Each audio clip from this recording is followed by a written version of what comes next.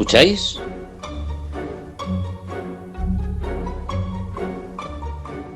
Es oír y callar.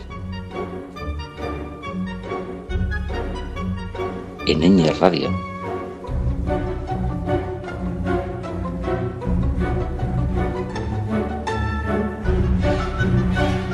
Hola a todas y a todos, aquí estamos una semana más, los de la música clásica de Ñ Radio, es decir, los de Oír y Callar. Aquí estamos para hacer una nueva sugerencia de música clásica y una nueva propuesta de conocer músicas de compositoras y compositores que tenemos ahí en nuestra biblioteca. Bien, pues como siempre vamos a empezar por la música escrita por mujeres.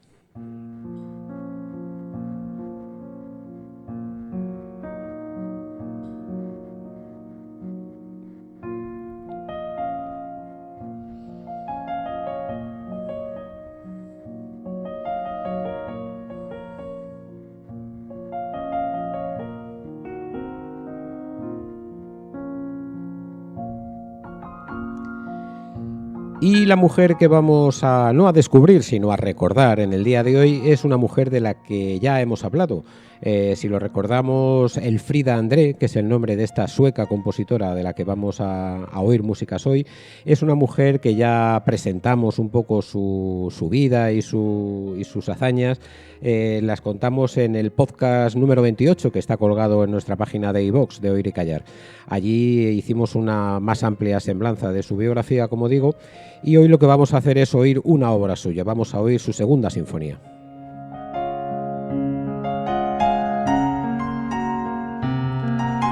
Por hacer un breve recordatorio de Elfrida André, es una mujer sueca que vivió entre los años de 1841 y 1929. Fue directora, compositora, organista, como ya he dicho, y como también he señalado y he recordado, es sueca.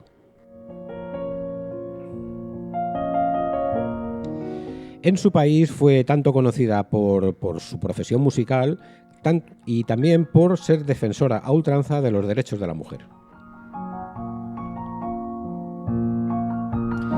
Fue pionera en diversos sentidos, abrió un importante camino en los derechos de la mujer en Suecia, precisamente al frente de su profesión, de la música. Recordamos que fue la primera mujer sueca, y no la última, que se graduó como organista en el Conservatorio Superior.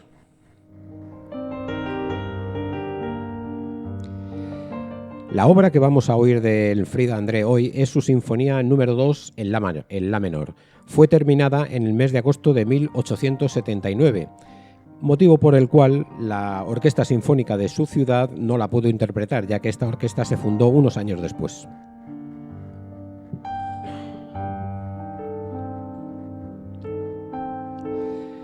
La segunda sinfonía de Elfrida André se estrenó en el año de 1893 y logró un reducido éxito, aunque sí podemos decir que tuvo un éxito. Quizá su condición de mujer al frente de una composición sinfónica de grandes dimensiones era algo a lo que el público sueco no estaba acostumbrado. Además de esto, por ser mujer, no se le permitió salir a saludar al público una vez que terminó la sinfonía para recibir los aplausos. Pues a ella, por ser mujer, no se le permitió. Y también se le negó lo que era una costumbre en aquella época y en aquella ciudad, y era que cuando se interpretaba una sinfonía, el movimiento final, el último de los movimientos de la sinfonía, se tocaba luego como propina. Bueno, pues a esta mujer también se le negó ese privilegio, por decirlo de alguna forma, ¿no? Sin embargo, esto no le desanimó en su carrera compositiva, ¿no? Al año siguiente recibió el segundo premio de composición en un concurso celebrado en la ciudad de Bruselas. Tenemos que decir que esta segunda sinfonía fue uno de los mayores éxitos de esta compositora una vez que pasó un poco de tiempo, ¿no?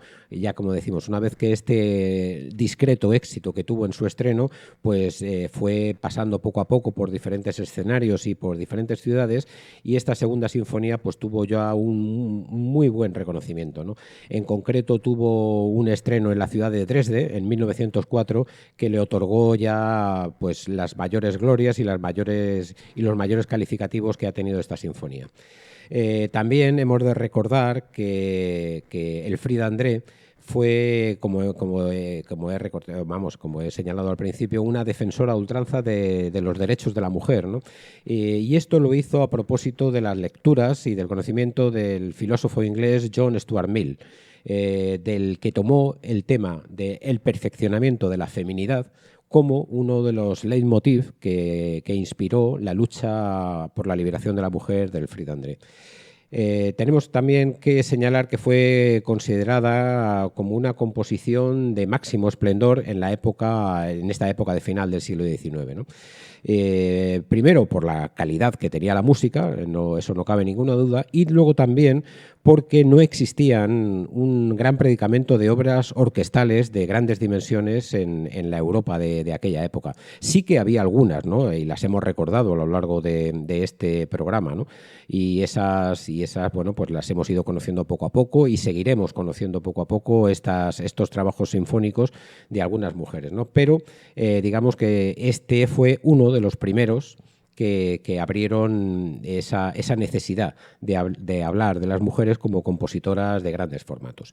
Bueno, y sin más palabras, lo que vamos a hacer es irnos a oír esta segunda sinfonía del Frida André. Esta segunda sinfonía está compuesta de 4 movimientos y lo que vamos a hacer, como siempre, es ir explicando, antes de cada movimiento, ir explicando pues un poco en qué consiste lo que vamos a oír, ¿no?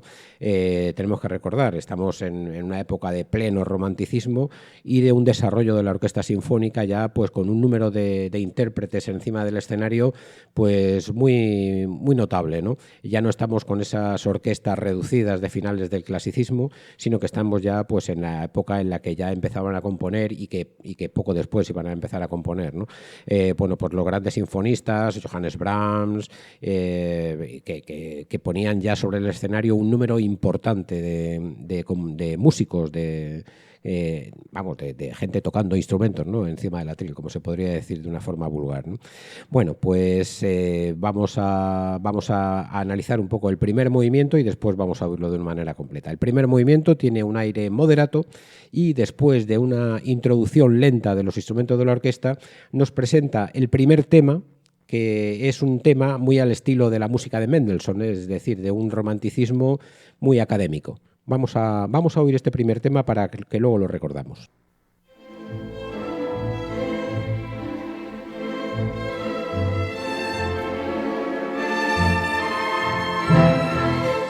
Bueno, pues ahí tenemos el primer tema, que es al que me refería, ¿no? Este es el primer tema que aparece en el primer movimiento de esta segunda sinfonía y luego, bueno, continúa con diferentes desarrollos que en algunas ocasiones son de carácter nervioso, ¿no? Podríamos decir, y hasta que todo evoluciona y llega la música a presentar el segundo de los temas, ¿no? El segundo de los temas que en esta ocasión tiene un carácter más lírico.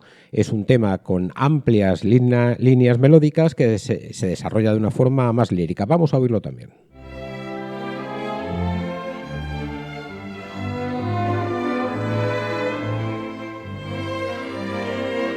Ahí tenemos, ¿no?, ese tema que, como decíamos, es de carácter más lírico y que se va a ir también desarrollando a lo largo de la evolución de este movimiento de la sinfonía. La sección de desarrollo explota la vertiente lírica, como es lógico, y la vertiente más melódica de este tema. Y luego, bueno, todo sigue una reexposición de ambos temas, ¿no?, del primero y del segundo, de desarrollo, de contestaciones a estos temas, y termina el movimiento con una coda que también en la introducción de la coda vamos a oírla.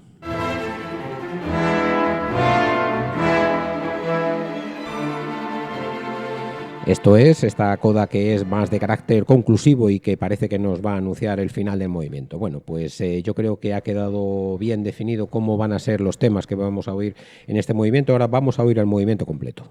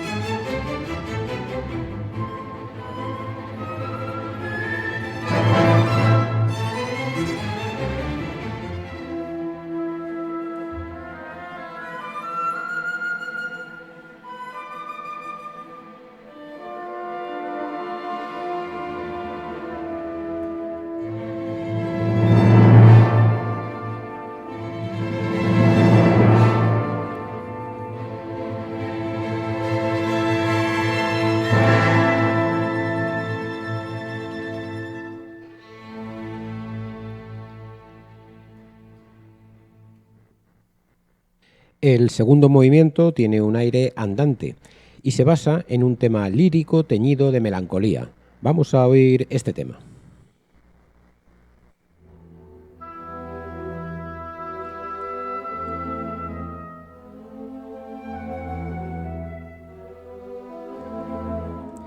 Como veis, este tema que os estaba diciendo que es de carácter también lírico y que está teñido de melancolía, pues así es, ¿no? Bueno, luego este tema va pasando por los diferentes instrumentos hasta que lo toman de una forma más totalitaria, por decirlo de alguna forma, las cuerdas. Vamos a oírlo también.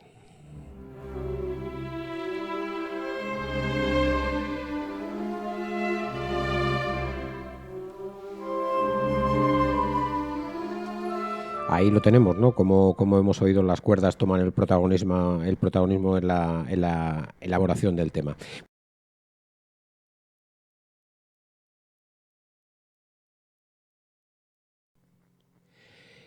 Y este tema va pasando de una forma lánguida, ya que como hemos dicho, el movimiento, el aire del movimiento es un andante, va pasando de una forma lánguida, como decíamos, por los diferentes instrumentos y hasta que llega a los instrumentos de la madera, que es de una forma característica se oye el clarinete. Vamos a oírlo.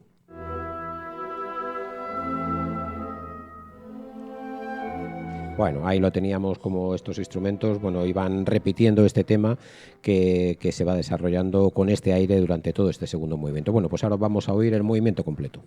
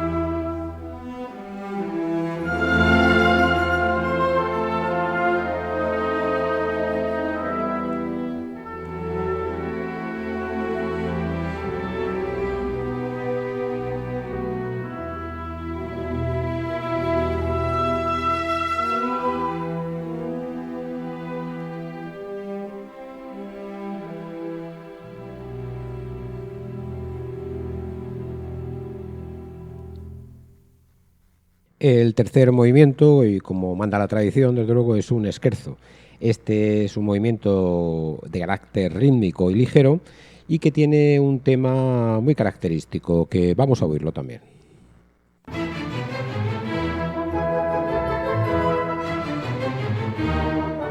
Ahí tenemos este carácter rítmico que decía de este tema tan característico de un scherzo, ¿no? Este tema se va desarrollando en forma de trío y de una manera melódica y que utiliza solamente los instrumentos de la madera. Vamos a ver también cómo es la utilización esta.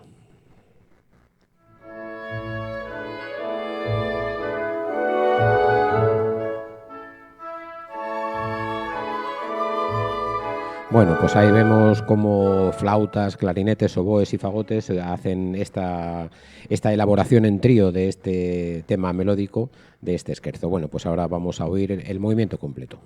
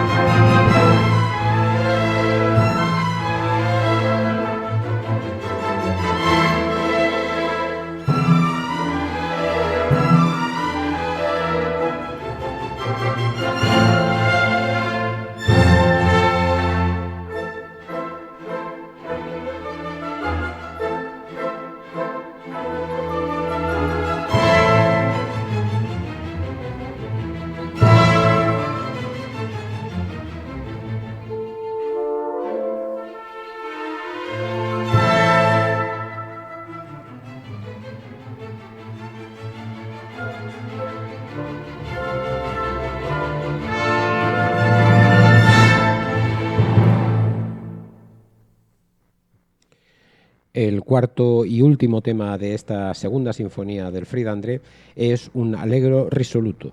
El tema principal podríamos decir que es de carácter luminoso y este tema se va expandiendo hacia la parte final en el que el tema se convierte en este principio luminoso que hemos dicho, pues llega a tener un carácter solemne. Bueno, pues vamos a oír este tema para que luego lo reconozcamos.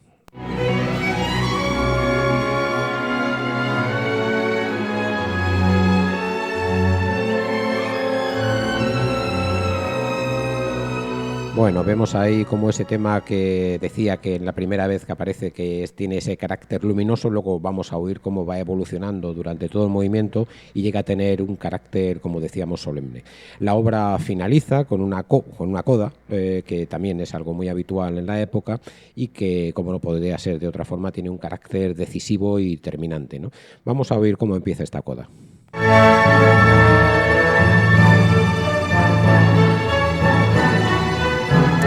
Ahí tenemos ese carácter decisivo y ese carácter finalizador, ¿no?, que podríamos decir.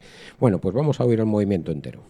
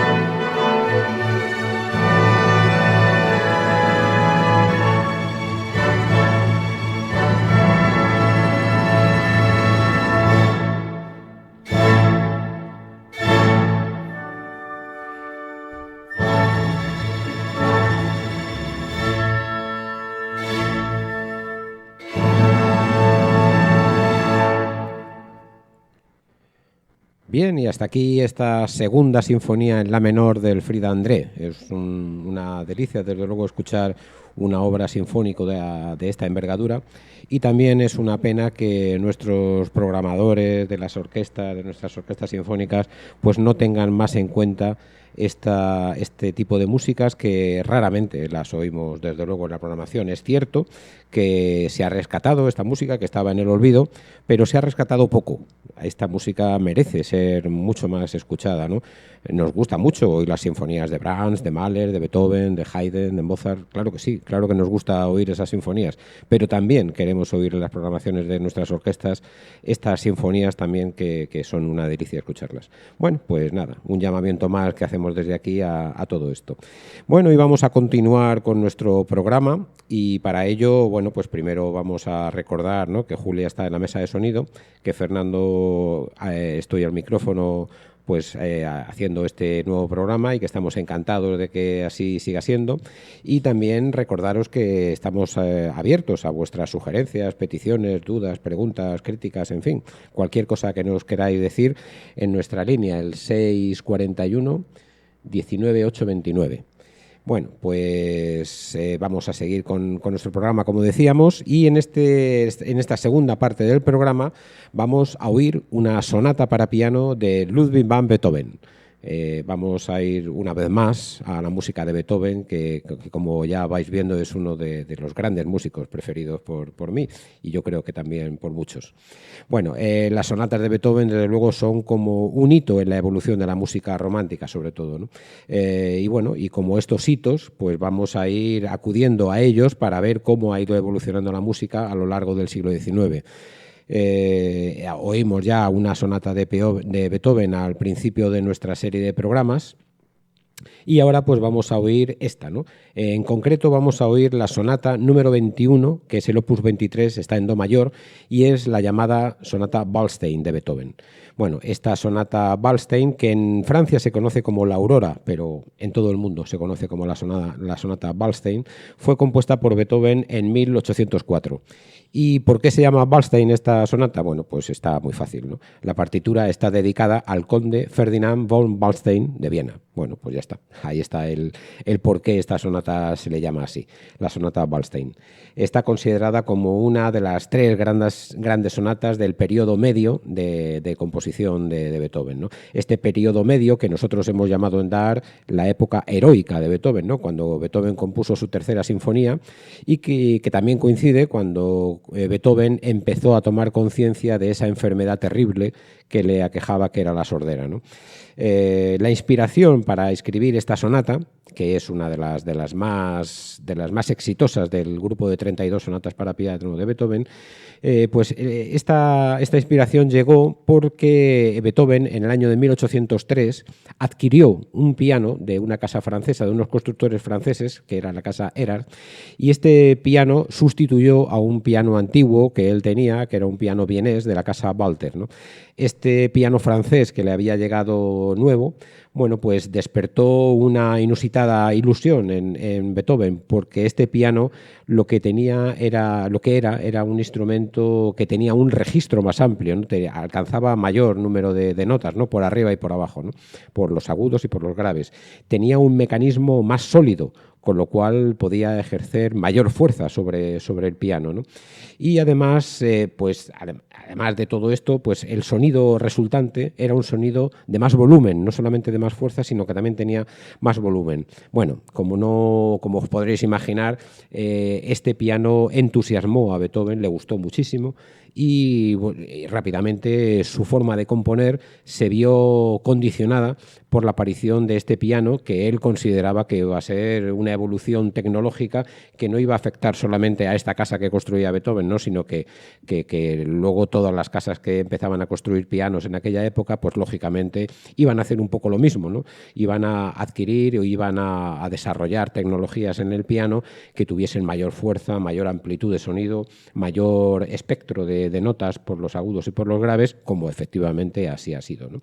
Así que, bueno, pues podemos concluir que este piano de una forma no intencionada, pero supuso un antes y un después en la composición de la música para piano en la época romántica, ¿no?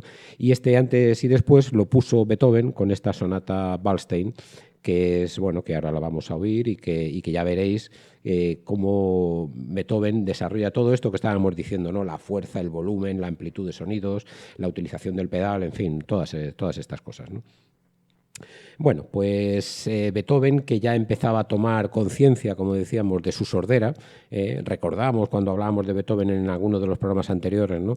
Y leíamos el testamento de Heinkelstadt, que bueno, Beethoven pasó una época realmente difícil, ¿no? y deprimida, por la que su sordera empezaba a ser ya muy persistente, y él empezaba a tomar conciencia de que era una enfermedad de la que no se iba a poder librar, ¿no? Bueno, este piano vino un poco a alegrar la vida, ¿no? En aquella época triste de Beethoven, ¿no?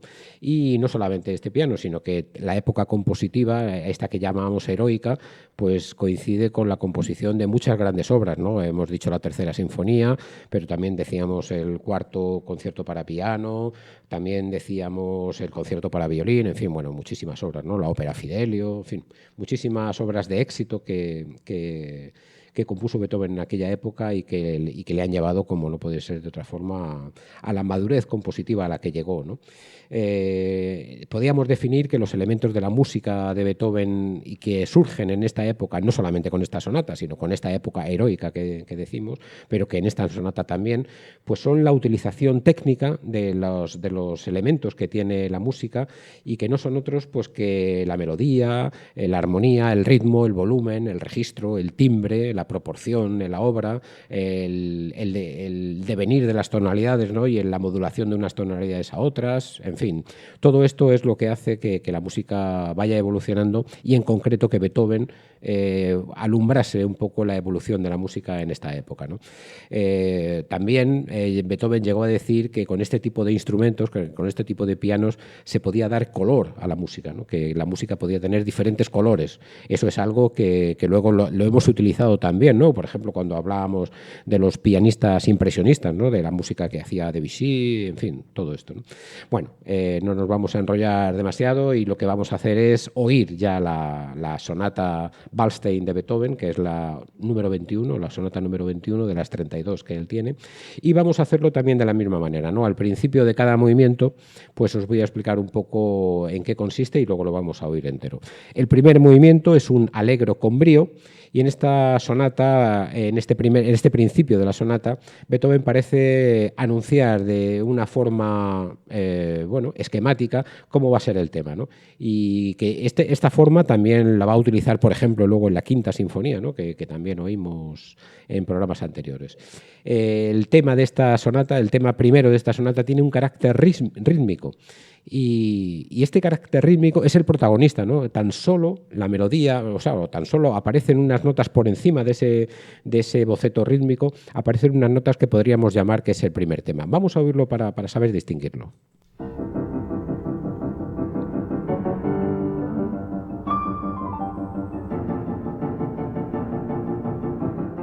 Bueno, vemos como ese carácter rítmico es el protagonista realmente, y luego ahí por encima se oyen unas notas que son muy poquitas, y es lo que podríamos llamar el tema, ¿no? No es esos grandes temas líricos, ¿no? Como hemos oído, por ejemplo, en la sinfonía del Frida André, ¿no? Son temas desarrollados, largos y estupendos, pero bueno, estos son temas de otra manera, ¿no?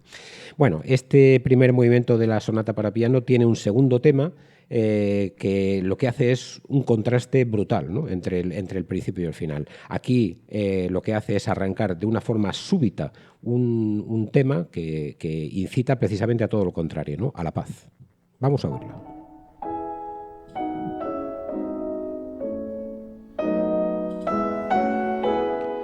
Bueno, efectivamente, ¿no? Lo estamos oyendo. Este es un tema que abandona ese carácter rítmico y vuelve, y toma el carácter melódico que suele tener la música. Ante todo, podemos calificar este primer movimiento como de una música suave, a pesar de todo lo que estamos diciendo, ya que todos los fuertes a los que se llega de una manera crescendo, es decir, no se llega de una forma súbita, sino que se llega poco a poco y de una forma paulatina, y ese fuerte suele acabar, eso sí, de una forma súbita, pero en un piano, no en un fuerte. Es decir, el fuerte acaba empezando otra vez desde el piano, ¿no? Y por eso decimos que este primer movimiento tiene un carácter suave. La idea dominante de este movimiento, por lo tanto, es la de poder dar contenido a un caudal de energía y que lo vamos a ver a lo largo de toda la sonata, a ese caudal de energía que siempre quiere llegar a un clímax, pero que ese clímax siempre va a ser superado por otro mayor, ¿no? Bueno, vamos a oír este primer movimiento.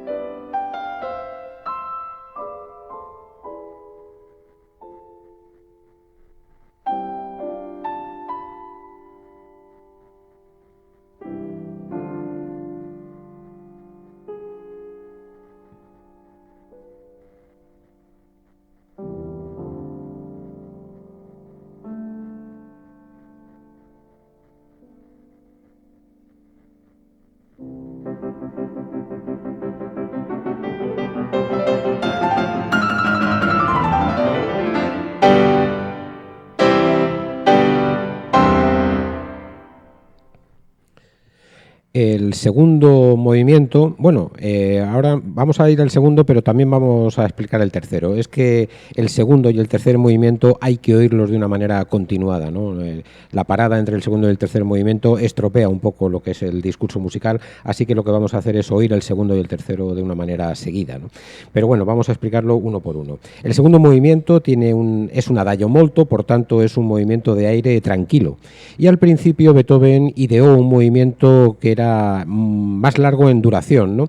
Pero en definitiva desechó esa idea y lo que hizo fue componer un movimiento mucho más corto que fuese un contrapunto al caudal de energía derrochado en este primer movimiento, ¿no? Hemos oído ese primer movimiento como estaba exultante, optimista, alegre y bueno, y todo ese caudal de energía lo que hace en este segundo movimiento es contraponerlo, ¿no?, a un movimiento mucho más tranquilo y más corto. Podría ser, por ejemplo, este movimiento, hay algunos que han dicho que se trata de la emulación de una improvisación, ¿no? También explicamos, ¿no?, que Beethoven era un gran improvisador al piano, ¿no? Y que este segundo movimiento tiene un carácter introvertido, está lleno de silencios y de notas cortas y de notas largas, o sea, de notas largas en duración, pero movimiento corto en su totalidad, ¿no? Quizá hacia el centro del movimiento, hacia la mitad del movimiento, podremos oír un tema que tiene un carácter conmovedor, ¿no? Vamos a oírlo.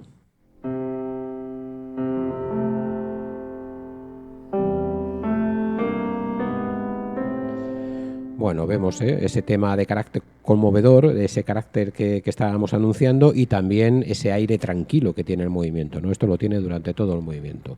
Y este tema pronto se evaporará, ¿no? Lo oiremos cómo se va evaporando y va quedando como el recuerdo o la ensoñación de todo este tema. Y luego, de una forma casi abrupta, pasa al tercer tema, al tercer movimiento, perdón, al tercer movimiento que es esto en todo lo contrario, es un movimiento exultante. Es un movimiento cuyo aire es un allegro moderato prestísimo, es decir, que es rápido también, pero que sin embargo comienza con serenidad, ¿no? Vamos a oír el principio del tercer movimiento para que podamos reconocerlo.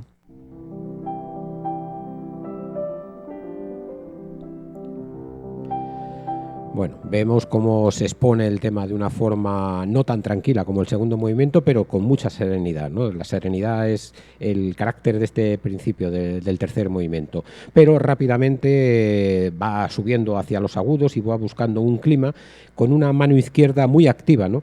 Aquí igual que al principio de la sonata dijimos que el carácter rítmico era protagonista, aquí no, la mano izquierda no va a ser la protagonista, pero oímos mucha actividad en esa mano izquierda. Vamos a oírlo a ver si lo reconocemos.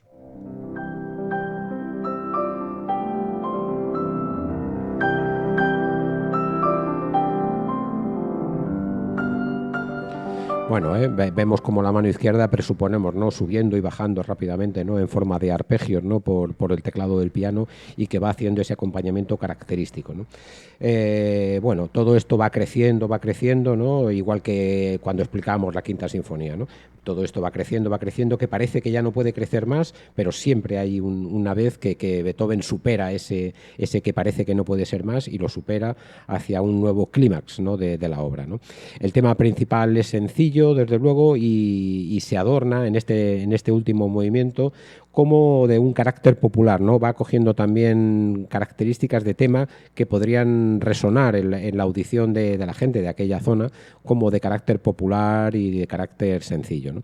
Bueno, hay que decir ya por último, para concluir, que la expresividad conseguida en estos dos movimientos quizá es la primera vez que se llegaba a una forma tal de expresión en un instrumento mecánico como es el piano.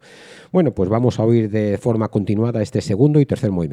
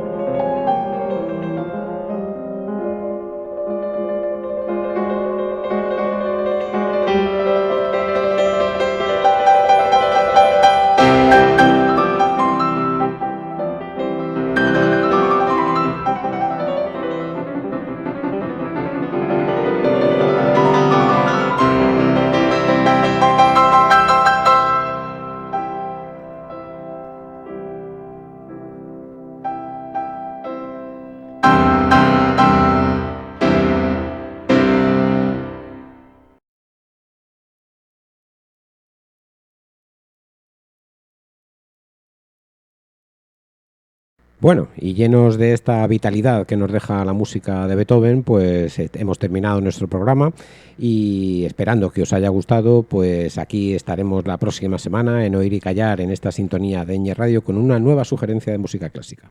Adiós.